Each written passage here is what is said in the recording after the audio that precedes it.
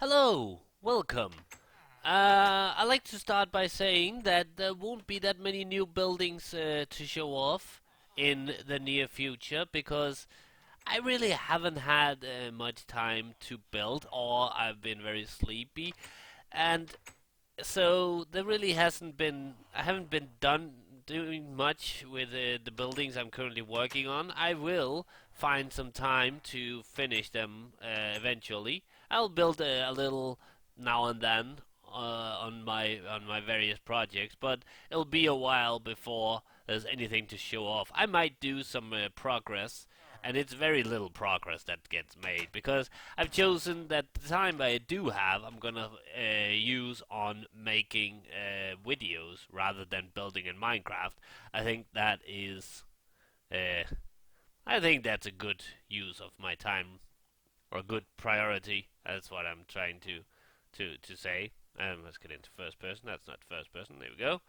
Um, so there's nothing to show off today. So I thought I would. I have some other things to talk about, but first I thought I'd do one more videos where I talk about games that I don't really like. You probably already gathered that from the title. Yes, that's right. I won't be doing many of these because, frankly, there really isn't that many games that I don't like. I'm kind of easy to please, and plus the fact that I've been rather lucky, I guess, with the games I've chosen to play. Not many of them has been bad, and I'm not going to include indie games, small indie games that are bad. There's a lot of bad indie games, but that that's to be expected because that is a lot of indie games these days are just, hey, I made a game in an hour, here you go.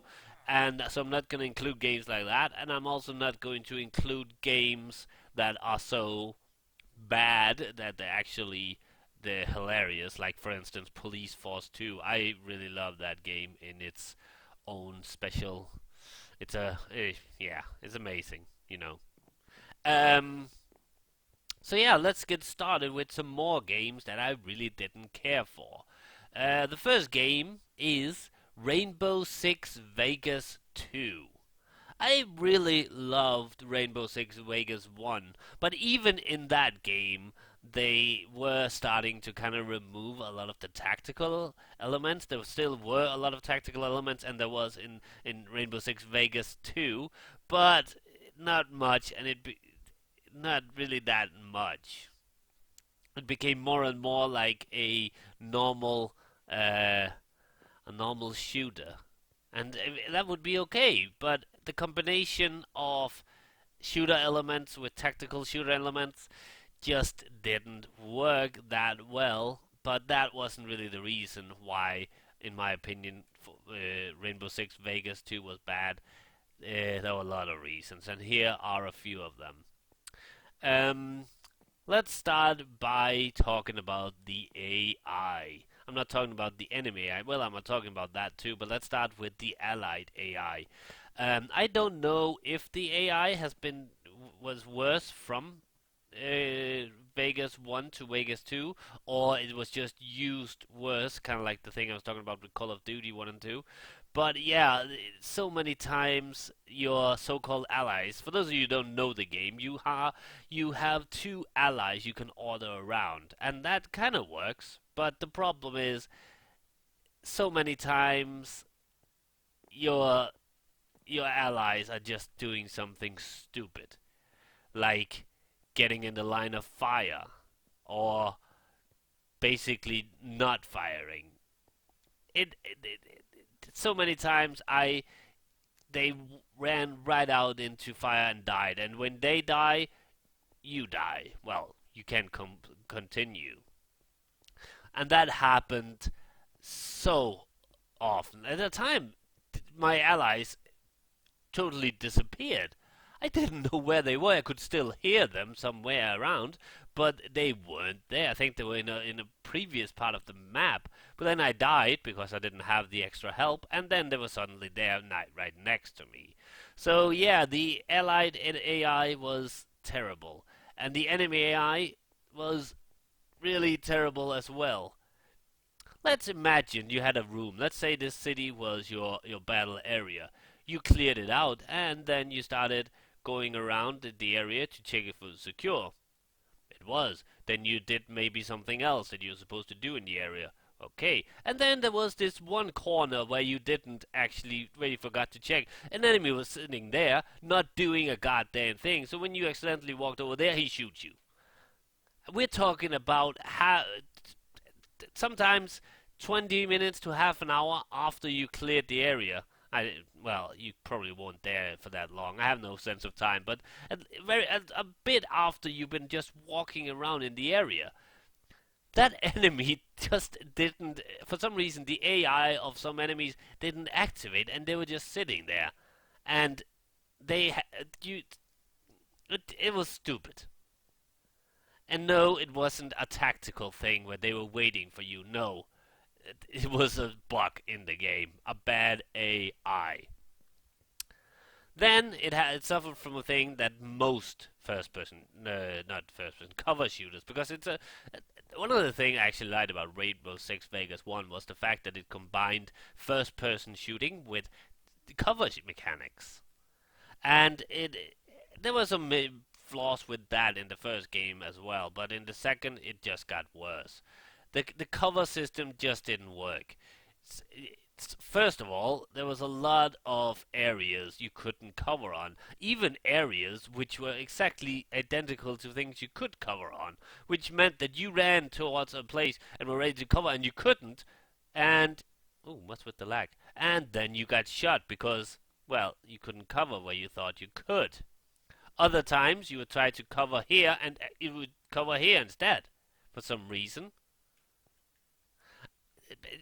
And then we had the fact that let's just do this for, yeah, you were sitting down facing this way, but as you got up, you were suddenly facing this way, which meant that the time you spent aiming at the target didn't really matter, or there was some kind of structure here, a pillar or something that blocked your view, but you were sitting like this. Why would you go up like that?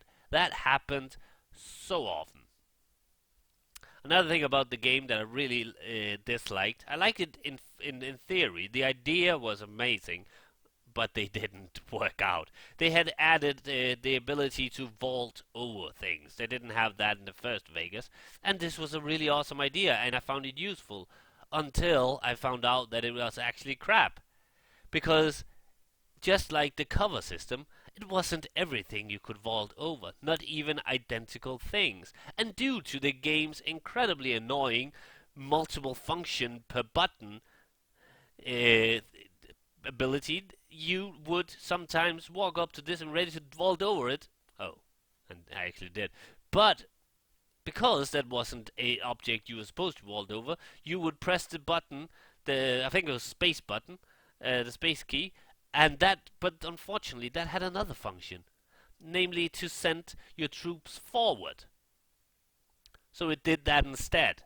See, that was really, really annoying. And the multi-function per button was really, really terrible in that game, because imagine you have a door. That is actually a door. Now, I can't remember, I think it was E. If you went up close to it like this, E, let's just use this button, that would open the door. If you were standing here, that would send troops to stand next side to it, if you on each side of it. But the problem is, the difference between if you opened it like that, or wanting to send troops to it, was sometimes just a small step like that, or sometimes even just a small step like that. So, you very, very often accidentally opened the door when you were supposed to put troops on it, or accidentally put your troops on it when you were supposed to open the door. And this is, of course, because the game was optimized for the console. And on a console controller, there really isn't that many buttons. But there is on the PC, so they could have changed that function for the PC, but they didn't bother. And that's a really weird thing. Rainbow Six was a game that originally got its success on the PC. Why would they suddenly optimize for the consoles? and remove almost every tactical element of the game. The game felt so much more like a normal first-person shooter than a tactical. And the first game had kind of the same problems with it. That a lot of the tactical was being removed, but not as much. The main problem was the level design in made it seem like a very generic first-person shooter where you clear paths that you're supposed to take. Imagine you could only walk on these. There were weird objects that didn't really fit in, set all around the path, and you could only walk a straight line with a few turns. But there really wasn't that much tactical. The most tactical thing there was in the game was that you could order your squad around and you could take cover. In a few of the levels, you had various options on how you would take it, but a lot of the time there was only like, do you want to go that way or do you want to go that way? It just didn't work. But the worst thing, the very worst thing about Rainbow Six Vegas 2, and this might be a little bit of spoiler, but I'm actually trying to tell you to avoid the game, so it doesn't really matter. But it's not a complete spoiler. But let me tell you, the game ends. Yes, I am talking about the ending now. The game ends with a boss battle. That's right. A tactical shooter with a boss battle. What the fuck? You don't have bosses in tactical shooters. The way you make the game harder is to add more enemies, more advanced weapons on the enemies, and more complex areas. You don't have an actual boss battle. I'm not going to reveal what the boss is. So it's not really a spoiler that much. But Rainbow Six Vegas 2 is a game I'll tell you to stay far from. Play the first. The first was great. That's another thing. The first one took place in casinos and on Hoover Dam, the things that made Vegas Vegas. The second, I think you were in one casino, then you were in a conference center, you were in a school. It's like, okay, yeah, I get that these things exist in Las Vegas, but it's not normally what you think of when you think of Las Vegas. It could have been another town.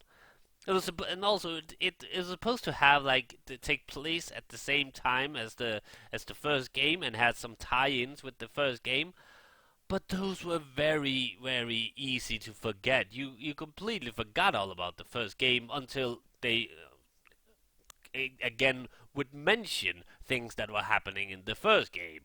It really wasn't a sequel at all. Well, it was, but it might as well not have been. It might as well have been in another city than Las Vegas. It wasn't a good game. The first Rainbow Six Vegas was amazing, a difficult game, but difficult because it was challenging.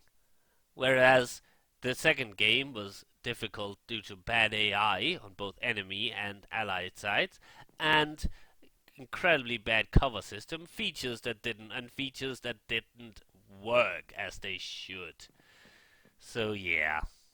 The second game and last game for now I'm going to talk about is this game probably isn't a triple A title, not even a double A title. I don't know if that's a real thing. But it is a game that could have been so much better. And I think it was meant to be so much better. But it just didn't work out. The game I'm talking about is Vikings Battle for Asgard. No. Wait, is that the title? Yeah, Battle for Asgard. The game is a very standard hack and slash with some a few platform elements and a few RPG elements. And to be honest, at first I was actually enjoying the game. It had some really fun mechanics. It was very much a simple just mash this button and fight, but it worked.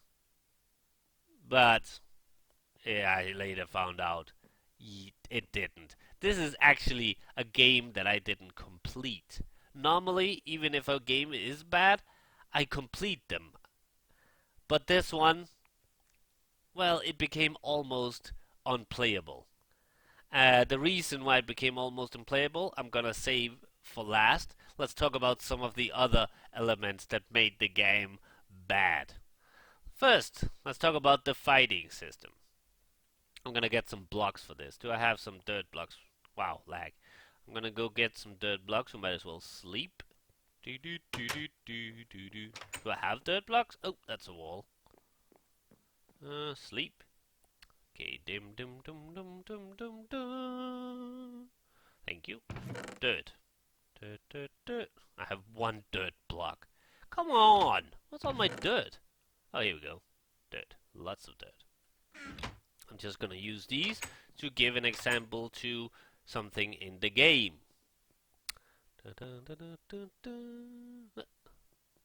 Here we go. Let's clear out some of this grass. Okay. Okay, that's good. Here we go. Boom, boom, boom, boom, boom, boom, boom, boom. Okay. Fighting system. The game was kind of like, kind of had the same fighting system as in Batman Arkham Asylum and Sleeping Dogs, you know, where you would be attacked by multiple and you could quickly switch to an enemy. The problem was, there was no reason. You would target this, the next enemy you would target with that, then this. Absolutely no. And the ability to switch targets was incredibly bad. If you were here and you actually wanted to attack that guy over there because he was stronger, or for some reason or some other reason, the ability to turn around was so really, I don't know what word to use. It was just bad. It took so long to turn around that these other guys could have gotten like multiple hits at you. So switching targets in the game was incredibly hard.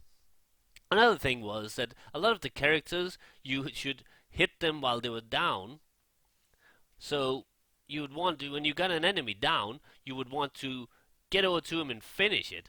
But for some reason, it automatically switched to a living target, even though you wanted to hit that one. Sometimes it even switched to a non-hostile target when you wanted to kill a fallen enemy. And sometimes even when there was a live enemy, you would attack and you would, for some reason, it would lock on to a non-hostile target, even though right next to the target there was a hostile target. The battle system was so flawed. Let's take out these blocks again. I explained that very, very poorly, but that's okay. The battle system was very poorly. It didn't deserve a good explanation. That didn't make sense. Another thing, and this is something that most third-person games suffer from, but this was worse than any other. The thing where the environment obstruct your view. Like, for instance, let's say I'm here fighting some enemies. For some reason, the camera is over here, so all I can see is a wall.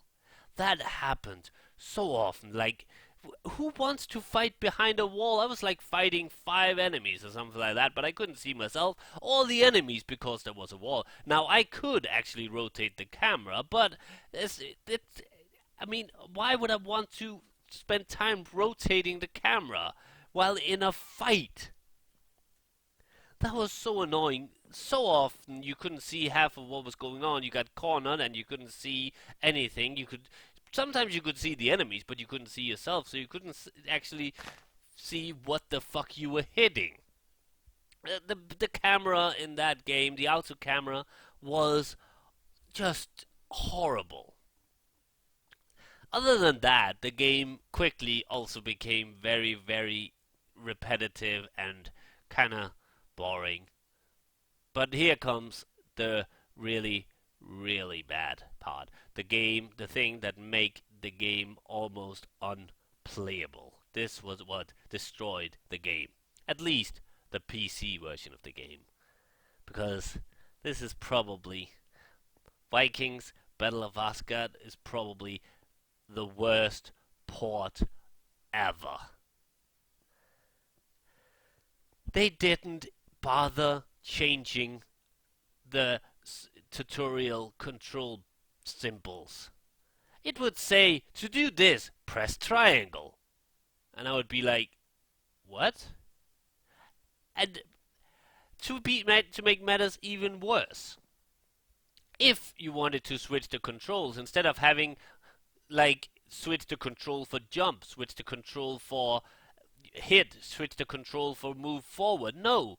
You had a picture of a controller and you could switch the different buttons, but it didn't tell you what the different buttons did. Come on, how the fuck did they fuck that up? This is... But the worst thing was, at a time, there was a time when some enemy would jump down on you, and he would either, I don't know if he was hitting you or biting your face or whatever, but you had to shake him off. So, on the screen, there was a symbol telling you to rotate your thumbstick, or whatever it's called. It's called a thumbstick, right? Those joysticks where you lay your thumb on. Let's just call it a thumbstick. And it's like, wait, what? Rotate my thumbstick? I don't have a thumbstick. I'm on a keyboard and mouse. I had the option of choosing to play on a keyboard and mouse. What the fuck? And it took me a while to find out how to use the thumbsticks. I think it was actually the arrow keys. But even if it was the arrow keys, I could not simulate the same effect of rotating a joystick by... I had to kind of hit all the directional keys in a circular pattern at the same speed as I could rotate a thumbstick. Yeah, you can probably imagine that just didn't work. Why didn't they change that for the PC version? Couldn't they have changed it, like, to hit the directional keys, tap the directional keys fast, or rotate the mouse, shake the mouse? No, they didn't bother.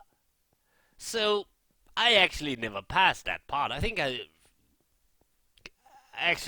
why I just gave up. I could probably have passed it, but they didn't bother changing the controls. I know you can get a controller for the PC, but why would I want that? I'm on the PC. I have a keyboard. I have a mouse. That's the reason I play on a PC.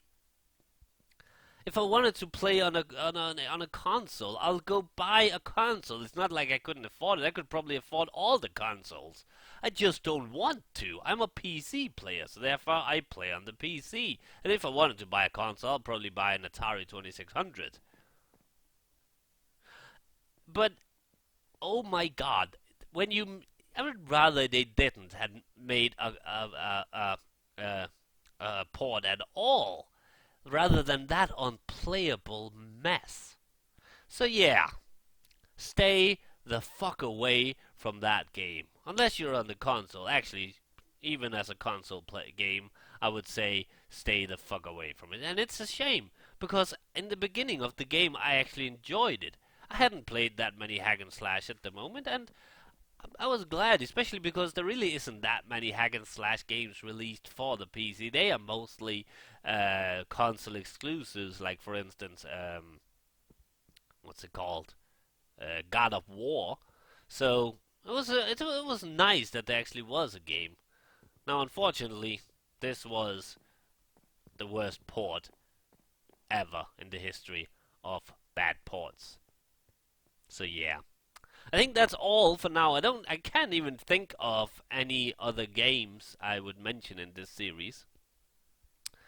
Let's actually quickly sum up the different games I have mentioned in these two episodes. I started off with Far Cry 3. Not a bad game, but in my opinion, it was boring, kind of flat, and I didn't get anything out of it. I would say play it. It had some enjoyable parts, but it's not a game that I would ever want to play again. Second game was Call of Duty 2, and I just didn't like it. The AI just No, I got killed more because of my allies than I did because of the enemies. And that's actually that's probably the same reason why the next game I didn't like that, and it was Rainbow Six Vegas 2. That, and of course the fact that most of the tactical elements had been removed and it became just a kind of boring shooter. Not that I don't like shooters. First-person shooters is one of my favorite genres, but all the elements that made Rainbow Six Vegas 1 had was kind of been played down on Rainbow Six Vegas 2. And the last game, Battle of Asgard, Vikings Battle of Asgard, well, that you shouldn't play because it's an incredibly bad port. Even probably on the console, I think it was a PlayStation game, it was still a bad game, I would imagine. So, today, the videos you are getting is Stalker Shadow of Chernobyl, and I have an announcement about that game. I have decided to mostly, if not only, focus on the main storyline. I think I've talked about this before, but I haven't really completely decided until recently, and this is the first time I mention it. At least I mentioned that, I'm sure. The reason for this is because otherwise the game will become way too long, and I do have a lot of other games that I want to play, including the two sequels, Stalker, and a lot of other games, and I just don't want the game to take too long. It's already long, and I think there's a while to go still. Also, the side quest seems kind of eh. There really isn't that much in them, and for some reason, most of them are timed. I really don't get that. I can understand why camp defense is timed, but for instance, there was that quest where I was supposed to get the dog of the no the tail of the Sodo dog, and I was like, why was that timed? And they didn't tell me it was timed. At least they should have done that. Tell you that, oh, you only have a certain amount of time to do this. I don't know why they didn't. But yeah, so I've chosen to mostly, if not only, focus on the main storyline. I think that'll be exciting enough because I think that the main storyline brings us to more interesting places than the side quest. And you don't really get anything from the side quest. You might get a little money, a little ammo, but then again, you'll be wasting ammo doing the side quest as well. If this has been an RPG, I would probably have done the side quest because then I would get new experience. But I don't know. Seems like I'm losing more than I'm gaining, and believe me, I don't need more money in the game. You'll see that in today's videos, actually. So yeah, other than that, you will also be getting Warframe today. And I think I did pretty good in today's Warframe video. But yeah, I think this is all for now. I was just checking if I actually been recording this whole time, and I have. Oh my god, if I hadn't. Um, so I will in the future show some new buildings and stuff like that when they're done, but it might take a while. So I'll mostly be talking about video games and stuff like that, and hope you enjoy that. And I will see you. Well, I'll see you a little bit later for some more gaming, and I'll see you tomorrow for more Minecraft. Bye.